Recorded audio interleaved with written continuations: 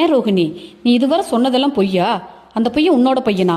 ஏற்கனவே உனக்கு கல்யாணம் ஆயிடுச்சான்னு கேட்டுட்டு ரோஹிணி கன்னத்துல பலார் பலார்னு அறையிறாங்க விஜயா.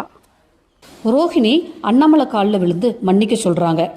ரோஹிணி விஜயா காலில் விழுந்தும் நான் சொன்னதெல்லாம் பொய் தான், என்னை மன்னிச்சிடுங்கன்னு கேட்க விஜயா ரோஹிணியை தன் காலால் உதைக்க போறாங்க.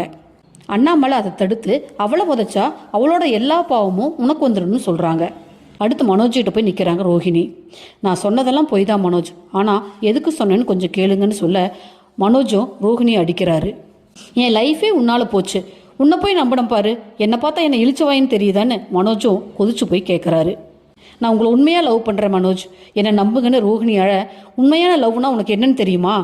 அந்த வார்த்தையை சொல்ல தகுதி இல்லாத நீ அப்படின்னு மனோஜ் கத்துறாரு. உங்கள் எல்லார்கிட்டையும் நான் மன்னிப்பு கேட்டுக்கிறேன், ஆனால் மனோஜ் கூட வாழ விடுங்கன்னு கதறாங்க. விஜயா, உனக்கு இந்த வீட்டில் வாழ எந்த தகுதியும் இல்லை.